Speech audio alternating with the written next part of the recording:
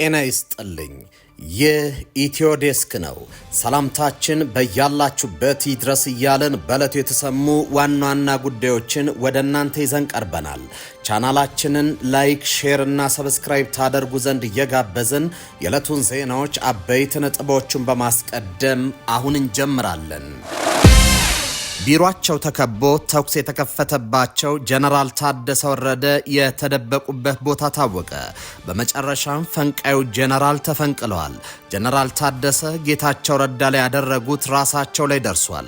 ይህን ተከትሎ ጀነራሉ እንደ ጌታቸው ሁሉ ለጠቅላይ ሚኒስትር አብይ እጅ ሊሰጡ ከ4 ኪሎ ጋር ሊሰለፉ ከጫፍ ደርሰዋል። ጀነራሉ ባመኗቸው ጓዶች መፈንቅለ መንግስት ተደርጎባቸዋል። ቢሮአቸው ላይም ተኩሱ ተከፍቷል። ትሰሙታላችሁ። የእስክንድር ነጋ የፋኖ አደረጃጀት ከመንግስት ጋር የሰላም ስምምነት ተፈራረመ። ከሰሞኑ ለመንግስት እጅ የሰጠው ካፒቴን ማስረሻ ሰጤ ከአቶ አረጋ ከበደ አስተዳደር ጋር አነጋጋሪ ስምምነት ተፈራርሟል። በዚህ ድርድር ኢጋድና አፍሪካ ህብረት ተሳትፈዋል። ዝርዝሩን ይዘነዋል። ፕሬዝደንት ኢሳያስ አፈወርቂ ብቻቸውን ቀሩ።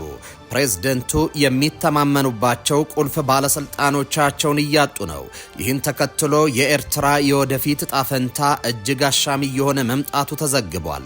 በሐሰት ትርክት ኤርትራን ከእናት ማህፀኗ ኢትዮጵያ ከገነጠሉ በኋላ አገሪቱን በአምሳሉ ጠፍጥፎ የሰራው ሻዕቢያ ኤርትራን ቅርቃር ውስጥ ከቷታል። ይህም በተመለከተ አንድ ሰፊ ትንታኔ ይፋ ሆኗል። ታዳምጡታላችሁ። የተወደዳችሁና የተከበራችሁ የቻናላችን ቤተሰቦች አሁን በዝርዝር እና በትንታኔ ወደምንመለከተው ጉዳዮች ተሻገርኩኝ። ፕሬዝደንት ኢሳያስ አፈወርቂ ብቻቸውን ቀሩ። ፕሬዝደንቱ የሚተማመኑባቸው ቁልፍ ባለስልጣኖቻቸውን እያጡ ነው።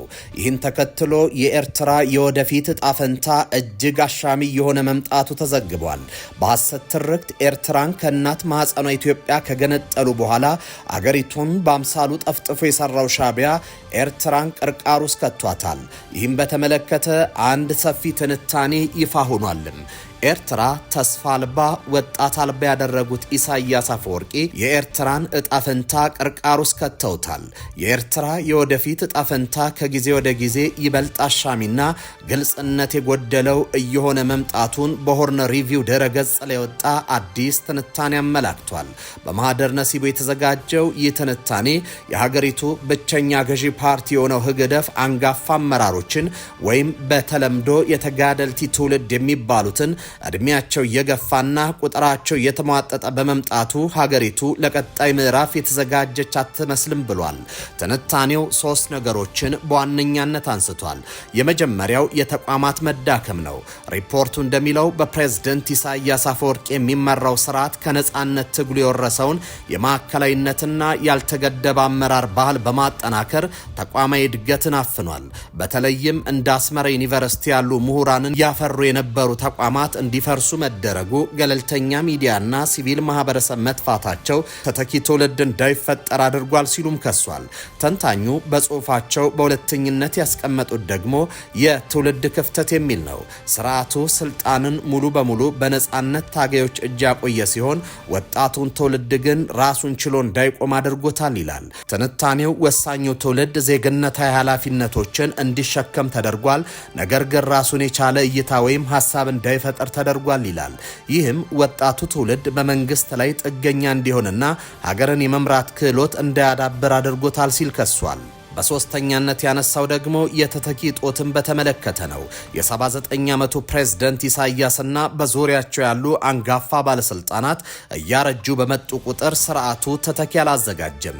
የማስታወቂያ ሚኒስትሩ አቶ የማነ ገብረ መስቀል በተደጋጋሚ የሚያውጇቸው የከፍተኛ ወታደራዊና የፓርቲ ባለስልጣናት ሞት ይህንን የተተኪ ጦትና የስርዓቱን ስብራት በግልጽ ያሳየ ተብሏል።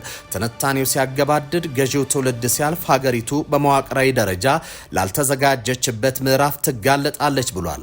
ስርዓቱ ያፈናቸው የሚከተሉ ችግሮችም በከፍተኛ ሁኔታ ሊፈነዱ እንደሚችሉ ሪፖርቱ ያስጠነቅቃል። የመጀመሪያው የሀገሪቱ ኢኮኖሚ በህግደፍ ቁጥጥር ስር ባሉና ሂድሪ ትረስት ባሉ ተቋማት የተያዘ እንጂ ሀገራዊ ገበያን ያላገናዘበ መሆኑ፣ ሁለተኛ በቆላማ አካባቢዎች በሙስሊም ማህበረሰቦችና ትግርኛ ተናጋሪ ባልሆኑ ህዝቦች መካከል የነበረው የተዳፈነ ቅሬታና የተራዘመ መገለል እንደገና ሊያገረሽ ይችላል። ሶስተኛ የተማረ ወጣትና ተቋሚ ኃይሎች በሙሉ ከሀገር ውጭ መሆናቸው በሀገር ውስጥ ካለው አስተዳደራዊ እውነታ ጋር ያላቸውን ግንኙነት አዳክሞታል በማለት ትንታኔው ሐሳቡን አስፍሯል። ቢሮአቸው ተከቦ ተኩስ የተከፈተባቸው ጀነራል ታደሰ ወረደ የተደበቁበት ታወቀ። በመጨረሻም ፈንቃዩ ጀነራል ተፈንቅሏል። ጀነራል ታደሰ ጌታቸው ረዳ ላይ ያደረጉት ራሳቸው ላይ ደርሷል። ይህን ተከትሎ ጀነራሉ እንደ ጌታቸው ሁሉ ለጠቅላይ ሚኒስትር አብይ እጅ ሊሰጡ ከ4 ኪሎ ጋር ሊሰለፉ ከጫፍ ደርሷል። ጀነራሉ ባመኗቸው ጋርዶች መፈንቅለ መንግስት ተደርጎባቸዋል። ቢሮአቸው ላይም ተኩስ ተከፍቷል። በትግራይ የተጀመረው መፈንቅለ መንግስትን ተከትሎ የክልሉ ጊዜያዊ መሪ የቀድሞ ሌተናል ጀነራል ታደሰ ወረደ ጽንፈኛ በሚባለውና ከሻቢያ ጋር በጋሃር ጥምረት የመሰረተው ቡድን አካል እንደሆኑ በሚነገርላቸው በአሜሪካ የቀድሞ አምባሳደር ፍስሐ አስገዶም ቤት እንዲያርፉ መደረጉም ታውቋል። የታደሰ ወረደ ፍስሐ አስገዶም ቤት መቀመጥ በርካቶችን አስገርሟል። መፈንቅለ መንግስት ለማድረግ የሞከሩትን የክልሉ መሪ ቢሮ የተቆጣጠሩት ታጣቂዎች አካል የሆኑ ድምጽ ወያኔ የሚባለውን የሬዲዮና ቴሌቪዥን ማሰራጫ መቆጣጠራቸውም ተረጋግጧል። በመቀሌ እየሆነ ያለውን በመከታተል ሪፖርት የሚያደርገው የትግራይ የአዲስ ሪፖርተር ተባባሪ እንዳለው ከሆነ የትግራይ ጊዜያዊ መሪ ታደሰ ወረደ ይህ እስከተዘገበ ድረስ የሚያሰጋቸው ነገር አልገጠማቸውም። ይሁን እንጂ አሜሪካ ሆነው የህወሓት ኃይሉን ሲመሩና ሲያስተባብሩ ከነበሩት አቶ ፍስሐ አስገዶም መኖሪያ ቤት እንዲቀመጡ የተደረገበት አግባብ ግልጽ አይደለም ተብሏል። 78 የሚጠጉ የአንድ ኮር አባላት የክልሉን አስተዳደር ቢሮ የወረሩና የተቆጣጠሩት የትነግ አንድ ከፋይ ታጣቂዎች የድምጽ ወያኔን ቢሮ መያዛቸው፣ ሰራተኞቹም በሙሉ ማባረራቸውን ተባባሪው የአይን ምስክሮችን ጠቅሶ አመላክቷል። ማን እንዳደረገው ባይታወቅም ድምጽ ወያኔ ከሳተላይት እንዲወርድ ወይም አገልግሎት እንዲስተጓጎልም ሆኗል።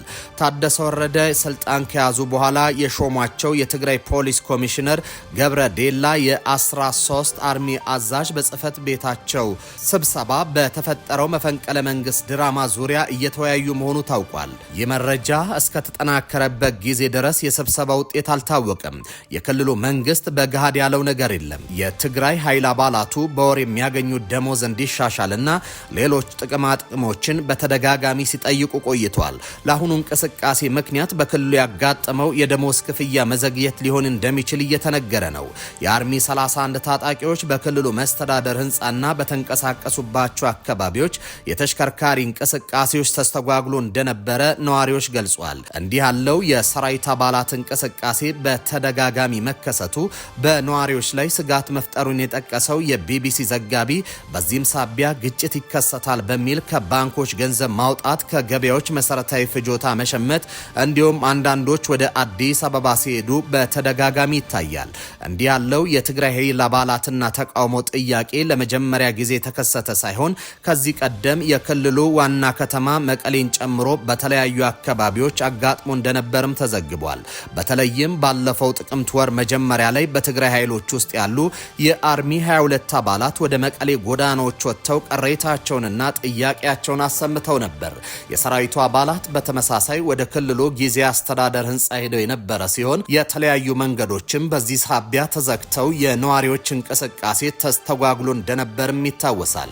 ከዚህ ቀደም በታጣቂዎች የቀረቡትን ጥያቄዎች ተከትሎ የክልሉ መስተዳድር ለደሞዝና ለጥቅማ ጥቅም ጉዳዮች ምላሽ የሚሰጥ ውሳኔ አሳልፎ ነበር። የአቶ እስክንድር ነጋ የፋኖ አደረጃጀት ከመንግስት ጋር የሰላም ስምምነት ተፈራረመ። ከሰሞኑ ለመንግስት እጅ የሰጠው ካፒቴን ማስረሻ ሰጤ ከአቶ አረጋ ከበደ አስተዳደር ጋር አነጋጋሪ ስምምነት ተፈራርሟል። ይህ ስምምነት የነዘመነ ካሴን አፋባን አለማካተቱ መነጋገሪያ ሆኗል። በትናንትናው ዕለትም አይኖች ሁሉ መቀሌ ላይ ባተኮሩበት ቅጽበት ስለ ፋኖ ጉር ተሰምቷል። አቶ አረጋ ከበደ ከታገዱት ፋኖ አመራር ጋር የሰላም ስምምነት ተፈራርመዋል ተብሏል። በዚህ ድርድር ኢጋድና የአፍሪካ ህብረት አደራዳሪ ነበሩ መባሉ ግርምትን ፈጥሯል። አቶ አረጋ በትናንትናው ዕለት ከካፒቴን ማስረሻ ጋር ከአፋድ ጋር የሰላም ስምምነት ተፈራረምኩ ያሉ ሲሆን በአፋድ ውስጥ ያሉ ሌሎች አካላት ግን ካፒቴን ማስረሻ ሰጤን ከቀናት በፊት አገደናቸዋል እያሉ ነው።